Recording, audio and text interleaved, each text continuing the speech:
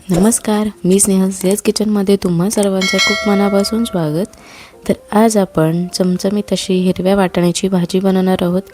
चला तर रेसिपीला सुरुवात करूया। तर इथे 1 कप हिरवे वाटाणे भिजत घातले होते रात्रभर। तर रात्रभर छान भिजलेले आहेत हे वाटाणे, छान फुगलेले आहेत। तर हे उकडून घेऊयात। कुकरमध्ये हिरवे वाटाणे आणि बटाटा घातलेला आहे। 1 बटाटा चिरून घातलेला आहे, त्याच्या फोडी केलेले आहेत। हे 2 ते 3 शिट्ट्यांमध्ये उकडून घ्यायचे आहेत। इथे जाड तळाची कढई घेतलेली आहे। यात तेल घालूयात। 1 मोठा चमचा तेल घातला। तेल गरम झालं की यात घालायचं मोहरी। पाव चमचा मोहरी घातलेली आहे। मोहरी चांगली तडतडून द्यायची। मोहरी तडतडली की कढीपत्त्याची पानं घालायची। कढीपत्त्याची पानं झाली की यात कांदा घालायचा। बारीक चिरलेला कांदा घातलेला आहे। आलं लसूण पेस्ट घातलेली आहे अर्धा चमचा। तेही परतून घ्यायची। आलं लसूण पेस्ट तेलात घातल्याने खूप छान चव येते। तर यातच घरचा वाटलेला मसाला घातलेला आहे। घरचा वाटलेला मसाला म्हणजेच सुकं खोबरं, कांदा, आलं लसूण, कोथिंबीर याचं वाटण तयार केलेलं आहे, ते यात घातलं। तुम्ही यात कांदा टोमॅटोची प्युरी करून घातली तरीही चालेल।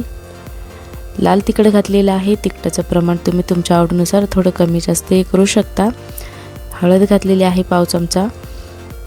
पाव चमचा धणे पावडर घातलेली आहे। पाव चमचा जिरे पावडर घालायची। गरम मसाला घातलेला आहे अर्धा चमचा। गरम मसाला घातल्यानंतर हे चांगलं परतून घ्यायचं। हे सगळे मसाले आहेत ते तेलात आणि वाटणात छान परतून घ्यायचे, जेणेकरून याचा स्वाद या भाजीत लागेल। तर यात उकडलेले वाटाणे आणि बटाटा घातलेला आहे। तर हे परतून घ्यायचं आहे वाटाणे आणि बटाटा। तुम्हाला जर अशी सुकी भाजी हवी असेल तर तुम्ही ही पाणी न घालता ही भाजी तयार करू शकता। अशी ही खूप छान लागते। वरून कोथिंबीर घालायची बारीक चिरलेली। थोडंसं पाणी घातलं। इथे थोडी मला पातळ भाजीच ठेवायची आहे, त्यामुळे पाणी घातलेलं आहे। तुम्हाला जर भाजी सुकी हवी असेल तर सुकी तुम्ही ठेवू शकता पाणी न घालता। तर खूप छान चव लागते।